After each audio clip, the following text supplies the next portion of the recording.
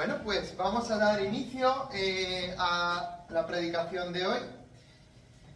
Hoy estaremos hablando acerca de Hechos capítulo 5. ¿Os acordáis? Habíamos visto Hechos capítulo 4, donde también, Pedro y Juan tuvieron que pasar por una prueba, pero fueron valientes, se enfrentaron a las autoridades por el nombre de Jesús y les dijeron que no hay otro nombre bajo el cielo dado a los hombres en el que podamos ser salvos. No hay otro. Y hoy vamos a ver qué pasó a continuación, una vez que empieza y continúa el desarrollo de la primera iglesia. Dale, por favor. Nos encontramos de repente con un panorama de castigo. ¿Qué clase de castigo? Vamos a verlo. Comenzamos Hechos 5:1. Pero cierto hombre llamado Ananías, con Safira, su mujer, vendió una propiedad. ¿Cuál es el contexto? El contexto es que ellos estaban, toda la iglesia, como habíamos visto la otra vez que prediqué, habíamos visto que ellos estaban vendiendo sus propiedades, estaban trayendo todo a los pies de los apóstoles. No por obligación ni porque se les mandase, sino porque ellos, de su generosidad, querían hacerlo y traían todo a los pies de los apóstoles. En medio de todo esto, pues tenemos esa historia de un matrimonio que vendió una propiedad y se quedó con parte del precio, sabiéndolo también su mujer, y trayendo la otra parte la puso a los pies de los apóstoles. O sea, que hicieron un poco exteriormente lo mismo. Pero, ¿qué pasó? Pues que vendieron por cierto precio, pero solo trajeron una parte de ese precio. Vamos a ver qué pasó. Mas Pedro dijo: Ananías, ¿por qué ha llenado Satanás tu corazón para mentir al Espíritu Santo y quedarte con parte del precio del terreno? Mientras estaba sin venderse, ¿no te pertenecía? Y después de vendida, ¿no estaba bajo tu poder? ¿Por qué concebiste este asunto en tu corazón? No has mentido a los hombres, sino a Dios. Dicho sea de paso, ahí tenemos una declaración de la deidad del Espíritu Santo, que acaba de decir, versículo 3, mentir al Espíritu Santo, y versículo 4, mentir a Dios. Pero, ¿qué sucedió entonces en esta historia? Ellos no tenían la obligación de vender ni de entregar la totalidad del dinero a los apóstoles. El pecado de Ananías era el mentir acerca del dinero. Y le preguntan, ¿lo has vendido por tanto? Por ejemplo, ¿lo has vendido por 100.000? Sí, lo he vendido por 100.000. Y la realidad es que lo vendió por 150 o por 200.000. Entonces, era mentira delante de Dios, porque decían que lo vendieron por ese dinero y no era por ese. Se confabularon en mentir delante de Dios, haciendo como que eran igual que los otros cristianos que lo dieron todo y vendieron todo y lo trajeron a los pies de los apóstoles. Obligatorio no era, pero mintieron a Dios. Cosa terrible. Entonces, Pedro afirma aquí la deidad del Espíritu Santo, que para propósitos trinitarios ese pasaje es bastante importante. Vamos a continuar. ¿Qué sucedió más? Versículo 5. Al oír Ananías estas palabras, ¿qué sucedió? Cayó y expiró. Y vino un gran temor sobre todos los que lo supieron. Y los jóvenes se levantaron y lo cubrieron, y sacándolo, le dieron sepultura. ¡Wow! ¿Qué ha pasado aquí? Ananías cayó y expiró. La severidad del castigo sirve como ejemplo y admonición para la iglesia. Tenemos, por ejemplo, un caso de castigo de este tipo, pero era un castigo infligido a través de personas, en Josué capítulo 7, el pecado de Acán, ¿sí? dijo lo que no tenía que hacer y hizo lo opuesto, y al final pues tuvo que ser castigado con toda su casa. Posteriormente, Pedro expresó que el juicio divino comienza por la casa de Dios. Primera de Pedro 4:17. El juicio de Dios comienza por la casa de Dios. Primero Dios limpia lo de su casa, luego juzgará el resto del mundo. Ahora, tenemos que entender qué está pasando aquí. Ellos están delante de un Dios santo, al igual que tú y que yo. Y lo que hacemos lo tenemos que hacer con integridad. ¿Vale? Con Dios no valen esas cosas. Si tú dices, lo he hecho así, tiene que ser así. ¿Qué estamos viendo aquí? En primera carta a los Corintios, capítulo 11, se nos habla de la cena del Señor, como todos sabemos. Y una de las cosas que se nos dice es que hay una forma de tomar la cena del Señor de manera indigna, de manera inapropiada, incorrecta. Y eso es cuando tú sabes que has hecho algo mal. En el caso histórico particular de Primera de Corintios, era que ellos no esperaban a los hermanos pobres y se lo comían todo en esas comidas que tenían de cristianos. No se esperaban, se lo comían todo, y por eso estaban comiendo la cena del Señor indignamente, porque no era en amor. Y el principio básico del cristianismo, en la misma carta a los Corintios, es el amor. Bueno, pero hay otras formas de tomar la cena del Señor indignamente. No es solo cuando pues comes y no llegan otros, ¿no? Sino hay otras muchas maneras de pecar y vivir de una manera no íntegra. Por lo tanto, estamos frente a un caso de este tipo. Y mirad lo que dice a continuación. Pablo dice que por esto algunos de vosotros estáis enfermos, debilitados, y algunos duermen. Dormir en el lenguaje cristiano es morir, porque bueno, un día resucitarás. Y dice, para que no seáis condenados con el mundo. Entonces Dios prefiere que tú pases una enfermedad, un debilitamiento, o incluso pierdas la vida, antes que tener que juzgarte como un apóstata, y te saca de este mundo.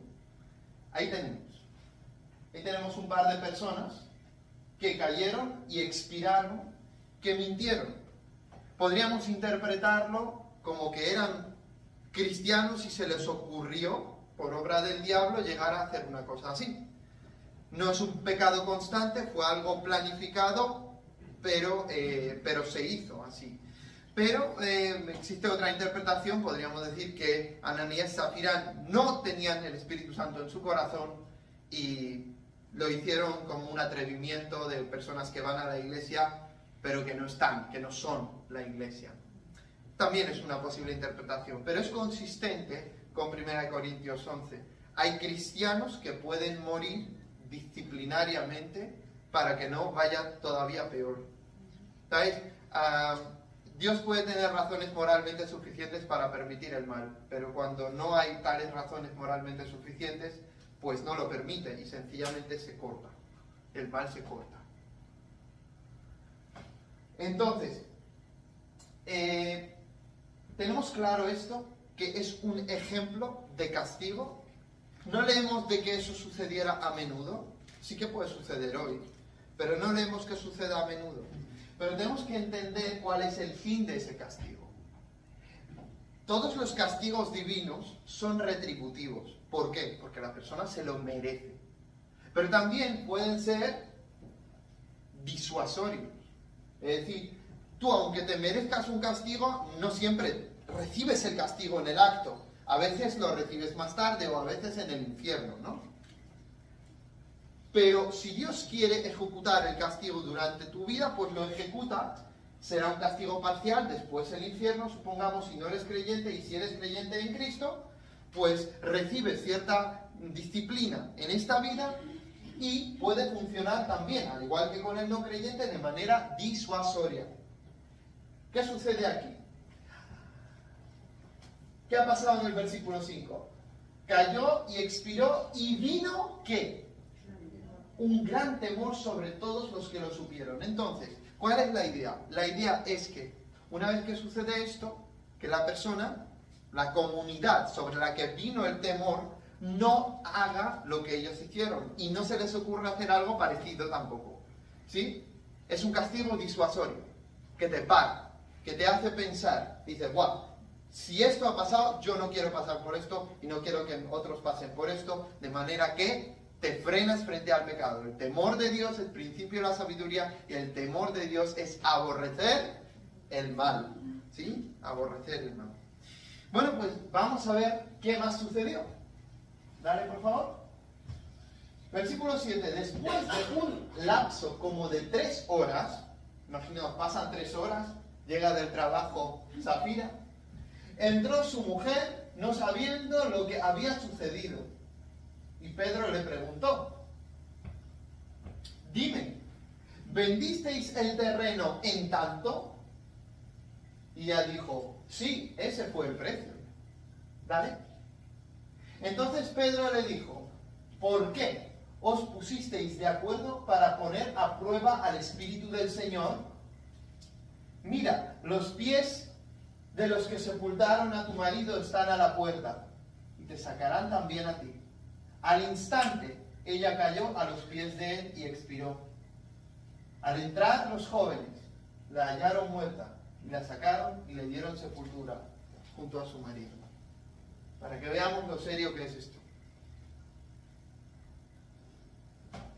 Un matrimonio que se confabuló en mentir.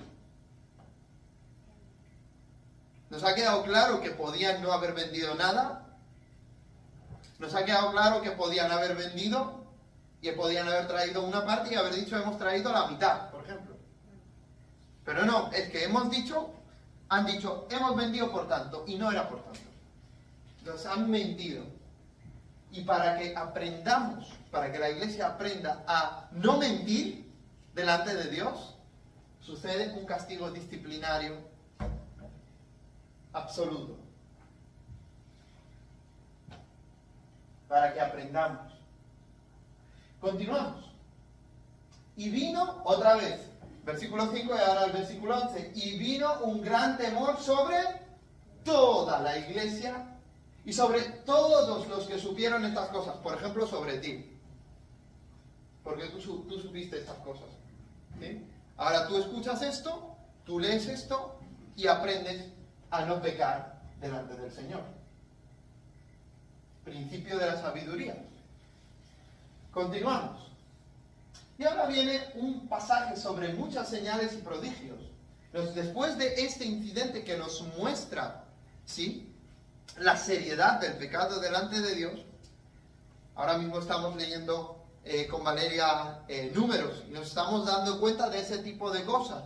Que cuando una persona se pasa y murmura y se atreve a hacer ciertas cosas, viene la muerte. Dios dice, se encendió la ira, se encendió el fuego y quería consumir a todo el pueblo, porque estaban murmurando. Y Moisés, no, por favor, Señor, no.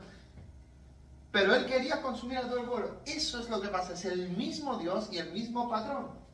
Dios castiga, Dios disciplina. Y Dios está airado cuando hacemos el mal. Pero en el caso de sus hijos, todos nuestros pecados están pagados en la cruz, donde Cristo llevó la ira.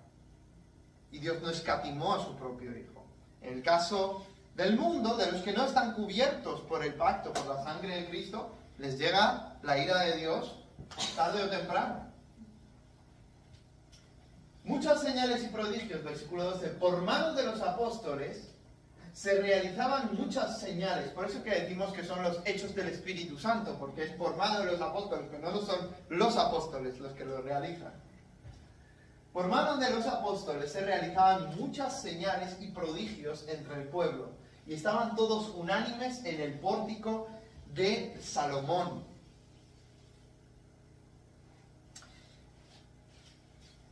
El pórtico de Salomón, el hecho de que este era el lugar donde los apóstoles enseñaban y realizaban milagros, explica la hostilidad del sumo sacerdote y de sus asociados.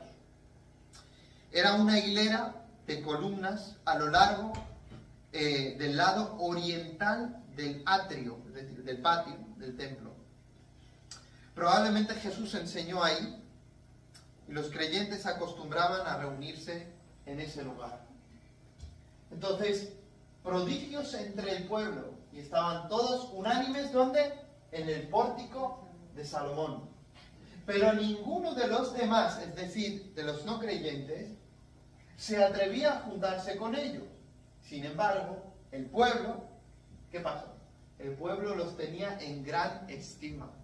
O sea, no te acercas, todos que creen que Jesús es el Mesías, pero viven de manera ejemplar y son creyentes y todo. Y entonces el pueblo los tenía en gran estima porque veían congruencia entre lo que ellos pensaban y lo que ellos hacían, entre lo que ellos creían y lo que ellos practicaban. Veían congruencia. El pueblo los tenía en gran estima, aunque no se juntaban muchos, ¿no?, con ellos. ¿Qué más?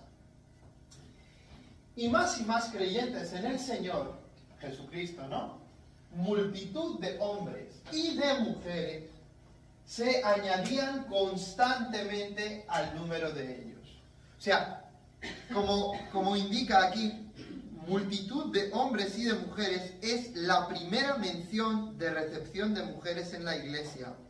Las mujeres fueron parte de la comunidad cristiana y por el testimonio de ellas se ganaron otras personas para el Señor. El crecimiento total de creyentes fue tan rápido que Lucas ya no da el número de creyentes. El Pentecostés fueron 3.000. Después, en Hechos capítulo 3, 4, nos habla de un número de 5.000. Ya son 8.000 creyentes en Jerusalén, hace 2.000 años.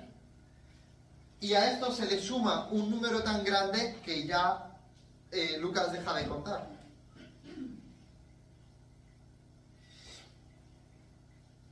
Entonces, el crecimiento total de creyentes fue tan rápido que Lucas ya no da números de creyentes. A tal punto que aún sacaban, o sea, tanto creció que aún sacaban los enfermos a las calles. Imaginaos esto por un momento aquí en Logroño, o en un pueblo de La Rioja. Imaginaos que la gente esté sacando a todos sus enfermos a la calle. ¿Os imagináis? Sacaban a sus enfermos a las calles y los tendían en lechos y camillas para que al pasar Pedro, siquiera su sombra cayera sobre alguno de ellos. Después la Escritura nos cuenta que lo mismo pasaba con Pablo, que hasta con la ropa de él la gente se curaba.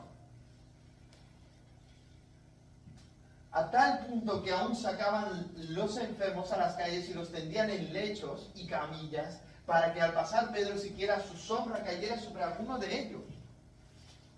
Imaginaos el poder de Dios desplegado a través de sus elegidos apóstoles para decir a todos el mensaje del Evangelio, el mensaje de Jesucristo, del Mesías pretendido, muerto y crucificado, pero resucitado, es confirmado a través de estos hechos, de que no es solo pretendido, sino es realmente el Mesías. Y las señales corroboran, confirman en la historia, el relato. 16. También la gente de las ciudades en los alrededores de Jerusalén, ¿qué hacían? Acudía trayendo enfermos y atormentados por espíritus inmundos, y todos eran sanados. Lo mismo que en el ministerio de Jesús, Mateo capítulo 8. Todos venían a Jesús y todos eran sanados. Y así se cumplía la palabra de que Él llevó nuestras enfermedades. Nos dijo Mateo, sufrió nuestros dolores. Para que se cumpliese lo dicho, tenía que suceder esto, hermanos. Y los milagros, las liberaciones, son evidencias de la verdad del mensaje que se proclama. Y cuanto más, hermanos, cuanto más en sociedades que nunca han tenido el cristianismo. ¿Dónde suceden estas cosas normalmente más? ¿Dónde abundan más?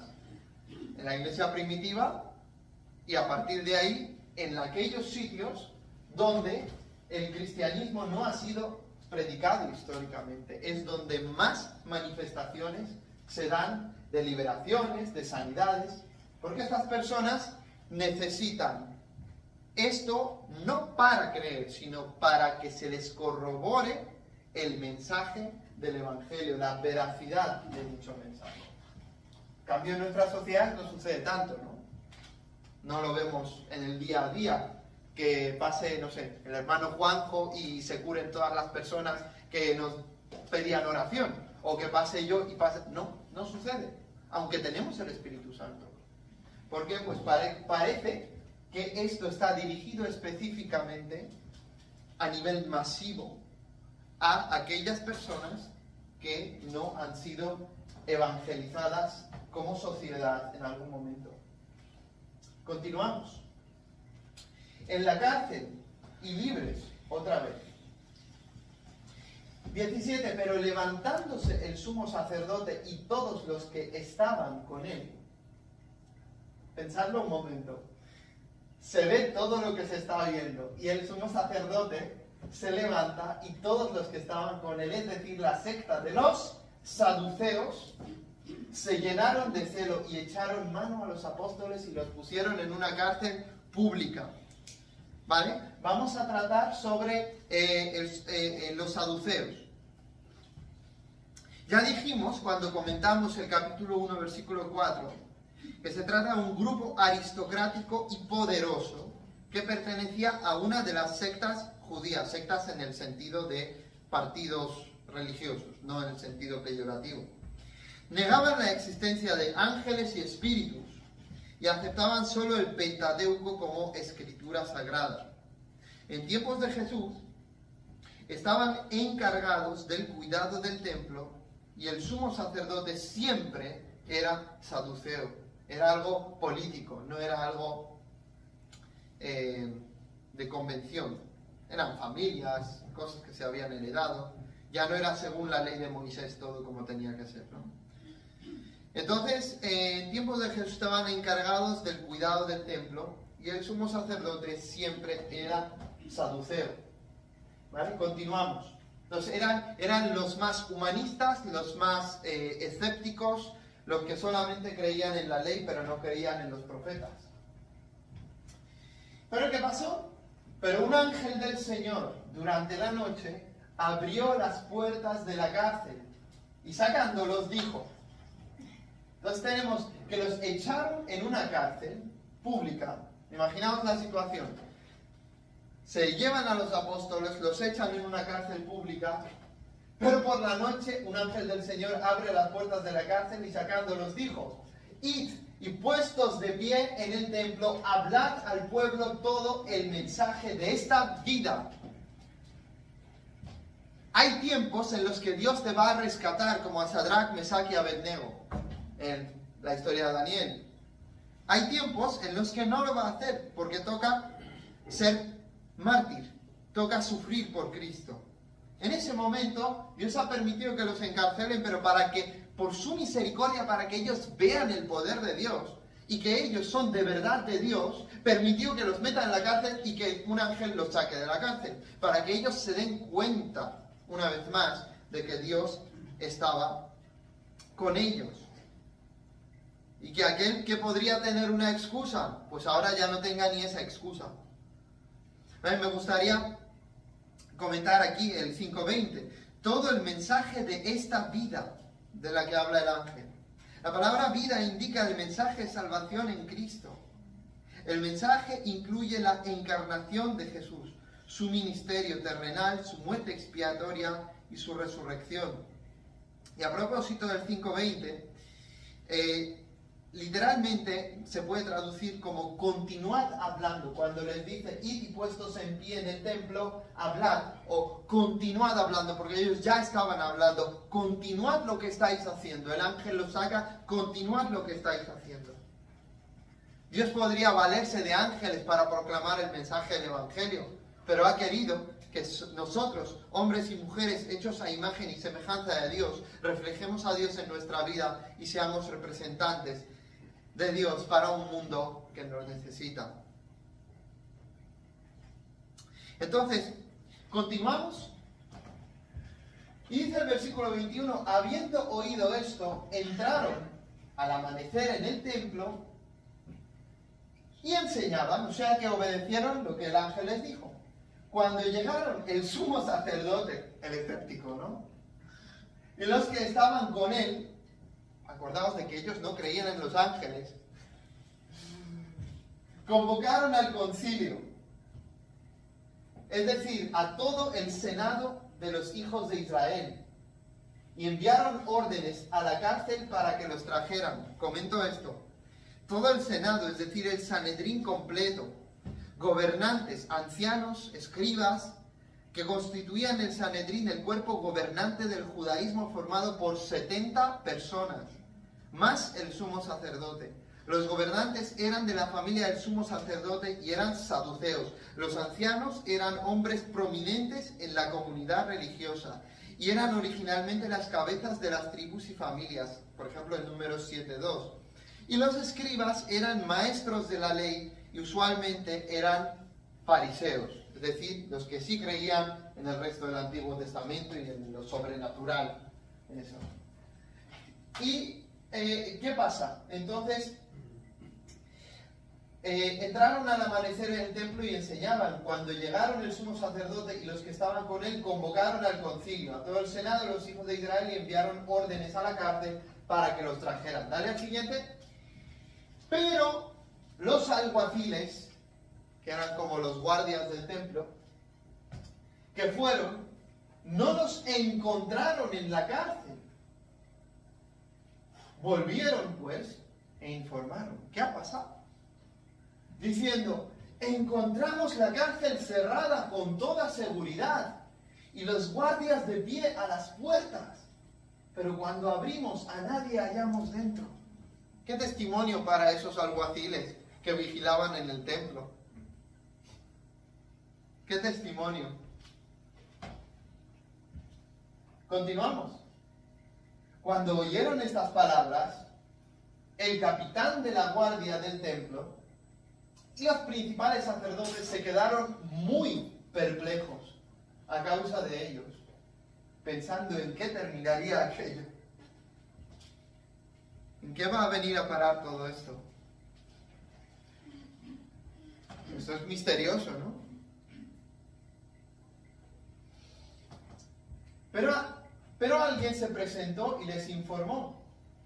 Mirad, los hombres que pusisteis en la cárcel están en el templo enseñando al pueblo.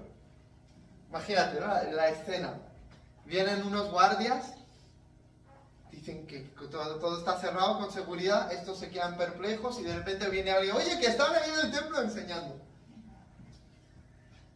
Mirad, los hombres que pusisteis en la cárcel están en el templo enseñando al pueblo. O sea, que era la voluntad del Padre. Continuamos. Entonces el capitán fue con los alguaciles y los trajo, ¿cómo? Sin violencia, porque temían al pueblo, no fuera que los apedrearan. Imagínate, ¿no? Después de todo eso, y con el buen testimonio que tenían los apóstoles, que todo el mundo los admiraba de cómo ellos vivían, si los cogían por fuerza, el pueblo podría considerar que los herejes sois vosotros, y que iban a coger las piedras y apedrear a los guardias, a los alguaciles.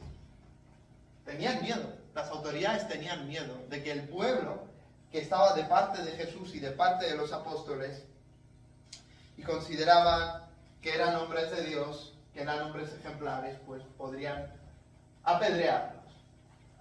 O sea que si los de seguridad se temían esto, y las autoridades se temían esto, era una posibilidad muy real, muy factible, que eso sucediera. Así que los trajeron sin violencia. ¿Qué más?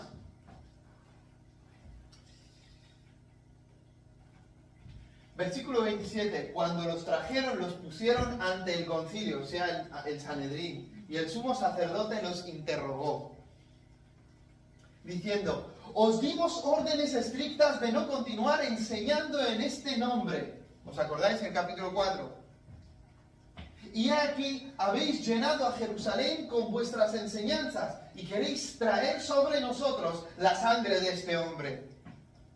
demasiado tarde, porque el sumo sacerdote ya había dicho en el juicio de Jesús delante de Pilato: sea su sangre sobre nosotros y sobre nuestros hijos. Que la sangre, la culpa ya estaba sobre ellos. Pero ahora les molesta, claro. Habéis llenado a Jerusalén con vuestras enseñanzas y queréis traer sobre nosotros la sangre de este hombre. Porque decían que las autoridades se encargaron de conseguir la ejecución a través de Pilato. Pero que eso era el plan de Dios. Ellos siempre lo añadían. Continuamos. Más respondiendo Pedro y los apóstoles dijeron: debemos obedecer a Dios antes que a los hombres. ¿Dónde está el límite de la obediencia a las autoridades civiles? Cuando la autoridad civil te dice: haz algo en contra de la voluntad de Dios, en contra de la palabra de Dios, contra lo que tú tienes muy claro que eso es sagrado, ese es el terreno que no se puede cruzar, pues ahí es donde tienes que ir en contra. Ahí tienes el principio, que ya está repetido por segunda vez en los Hechos. En el capítulo anterior, una vez: juzgad vosotros mismos si es justo obedeceros a vosotros antes que a Dios. Y aquí: debemos obedecer a Dios antes que a los hombres. Pero Dios les dijo: y haced discípulos a todas las naciones. El Dios de nuestros padres resucitó a Jesús, a quien vosotros, se lo reitera, habéis matado, colgándole en una cruz, en un madero. Y fijaos aquí, un comentarista dice: el uso del pronombre este en el versículo 28, este hombre, enfatiza que el sumo sacerdote evitaba a toda costa pronunciar el nombre de Jesús.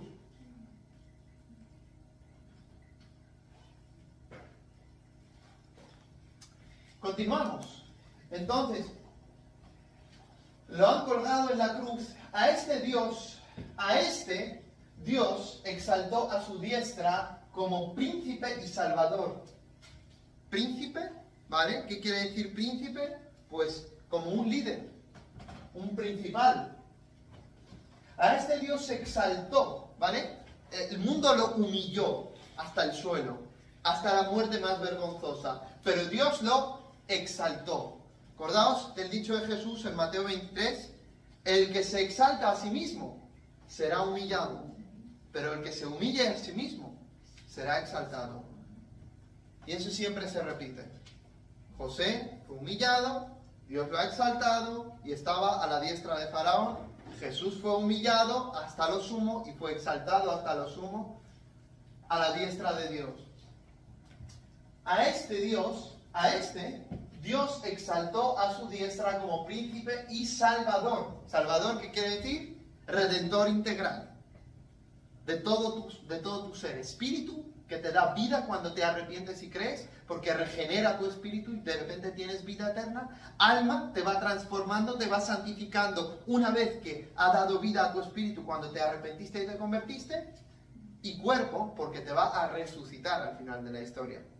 Entonces, es un redentor integral. Y salvación, sotería, significa esto.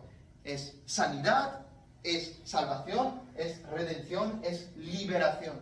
Lo que tú necesitas es a Jesucristo, porque Él es el Salvador integral de tu vida.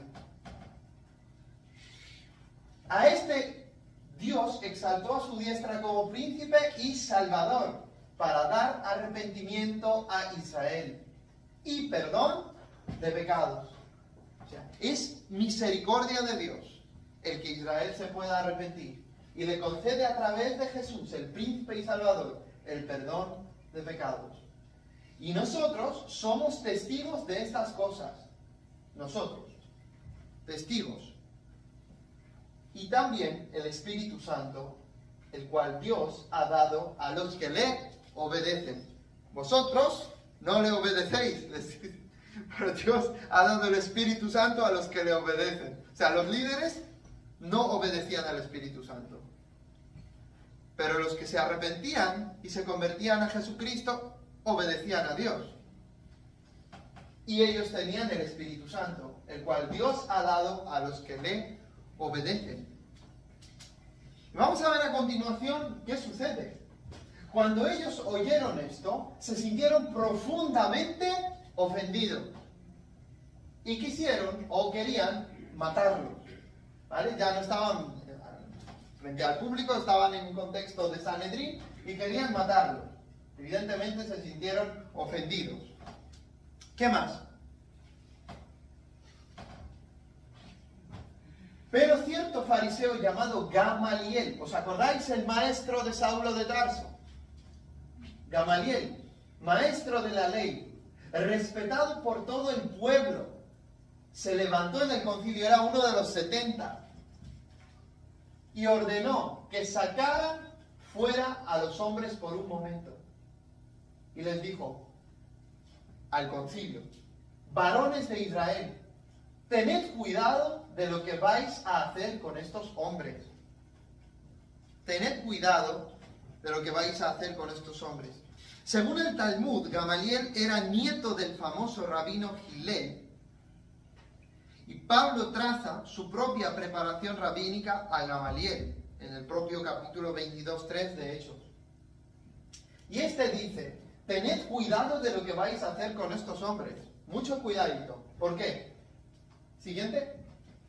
Porque hace algún tiempo Teudas se levantó pretendiendo ser alguien, y un grupo como de 400 hombres se unió a él, y fue muerto, y todos los que lo seguían fueron dispersos y reducidos a nada.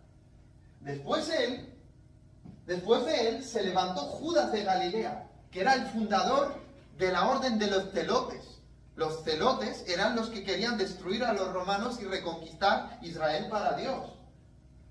Eran celosos, eran celotes, como Simón el celote, de los discípulos de Jesús, que había sido celote. Después de él se levantó Judas de Galilea en los días del censo y llevó mucha gente tras sí. Él también pereció y todos los que lo seguían se dispersaron. Siguiente. Por lo tanto, en este caso os digo, recomendación sabia, hermano. Os digo, no tengáis nada que ver con estos hombres y dejadlos en paz. Fijaos, Dios utilizó un ángel para sacar a Pedro y a Juan, y ahora que los quieren otra vez matar o encarcelar, ahora Dios envía a Gamaliel, una persona farisea con las ideas bastante claras en cuanto a teología, y Gamaliel dice: oye, no se nos dice que Gamaliel se hubiese hecho cristiano, pero era un hombre de sentido común. O sea, si esto proviene de Dios, tú no vas a poder pararlo. Y estarás luchando en contra de Dios. Así que déjalos en paz y a ver qué pasa, como ha pasado en otras veces. Dice: porque si este plan o acción es de los hombres, perecerá. Pero si es de Dios, no podréis destruirlos. No sea que os halléis luchando contra Dios. Si en el Islam se considerara esto, no habría tantas muertes de judíos y de cristianos. Dirían: bueno, si vienen de Dios, no les vamos a tocar, ¿no? Pero en el Islam no pasa esto. No ha habido un Gamaliel, consejero de Mahoma. Entonces, porque si este plan o acción es de los hombres, perecerá, pero si es de Dios, no podréis destruirlos. No sea que os halléis luchando contra Dios. Efectivamente, nadie debería querer luchar contra Dios. Como cuando mataban a los profetas en el Antiguo Testamento. ¿Contra quién luchaban? Contra Dios. Continuamos. Ellos aceptaron su consejo, gloria a Dios. Dios sabía que si envía a Gamaliel, ellos van a aceptar el consejo de Gamaliel. Y después de llamar a los apóstoles, los azotaron. Probablemente eran 39 azotes, que según la ley de Moisés se marcaba que no tenía que ser 40 para que el hermano no quede avergonzado. Después de llamar a los apóstoles, los azotaron y les ordenaron que no hablaran en el nombre de Jesús y los soltaron. Ya están desesperados. Segunda vez que les prohíben hablar en el nombre de Jesús, pero un ángel los saca. Y ahora Gamaliel dice: dejadlos. Aún así los azotan, por si acaso, a ver si aprenden la lección. pero les dejan. Él dijo, dejadlos en paz.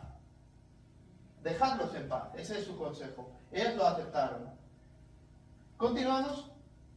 Ellos pues salieron de la presencia del concilio, o sea, Pedro y Juan, regocijándose de que hubieran sido tenidos por dignos de padecer afrenta por su nombre, por el nombre del Rey de Reyes, por el nombre del que es el más alto, por el nombre de quien tiene el nombre sobre todo nombre, para que en el nombre de Jesús se doble toda rodilla de los que están en el cielo, en la tierra y debajo de la tierra, y toda lengua confiese que Jesucristo es el Señor, para la gloria de Dios Padre. Por ese nombre, sin el cual no hay salvación dada a los hombres, por ese nombre vale la pena padecer. Por ese nombre sí vale la pena padecer. Y encima, como Jesús dijo que cuando os persigan, en Lucas dijo, saltad de gozo, regocijándose de que hubieran sido tenidos por dignos de padecer afrenta por su nombre. Ahí tenéis consistencia. Continuamos. Y todos los días, en el templo y de casa en casa, no cesaban de predicar a Jesús como el Mesías, el Cristo. En el versículo 37, por cierto, cuando se hablaba de Judas, el Galileo, y se refirió a un censo, aquí tengo las notas, que era el censo de Lucas 2, cuando el emperador César Augusto mandó a hacer el censo. O sea, Judas el Galileo, fundador de los celotes, era de esa época. Y aquí se nos dice de que todos los días en el templo y de casa en casa no cesaban de enseñar y predicar a Jesús como el Mesías. A pesar de los azotes, los apóstoles continuaron predicando y enseñando, encima con gozo. Ellos aparentemente extendieron su actividad del templo a los hogares. Maravilloso, hermanos. Entonces aquí tenemos varios retos. Cuando sufres por causa de Cristo, ¿te regocijas? Santiago también dice que cuando estemos frente a alguna prueba, debemos gozarnos, porque vamos a crecer espiritualmente. Y otra cuestión, predicamos todos los días. De casa en casa no necesariamente tienes que ir por las casas de los vecinos, pero predicas a la gente de tu entorno. Ellos lo hacían de casa en casa. Las casas eran diferentes, la cultura era diferente. Pero hay que seguir proclamando el Evangelio. Y ellos no cesaban de enseñar y de predicar a Jesús como el Cristo. Si yo pienso que todos los días en el templo y de casa en casa se predicaba el Evangelio y que eso se nos pone como ejemplo, ¿qué tenemos que hacer nosotros? Porque nosotros somos ahora la iglesia. Ahora ellos ya no están. Ellos nos han dejado las bases, nos han dejado el Nuevo Testamento, ahora nos toca a nosotros. Y cada uno de los que conocéis a Jesucristo y tenéis el Espíritu Santo, podéis y debéis ser testigos en su poder y llevar el nombre de Jesucristo. Dale al siguiente. Por lo tanto, Hechos 29, tu vida, Hechos tiene solo 28 capítulos, hermano. Pero la historia de la iglesia hoy continúa y hoy te toca a ti ser testigo de Jesucristo en el lugar donde Dios te ha puesto. Por lo tanto, primero busca a Dios, sé lleno del Espíritu Santo, estudia la palabra y sé testigo de Jesús en esta semana donde Dios te haya colocado. Vive lo que crees. Que el Señor os bendiga.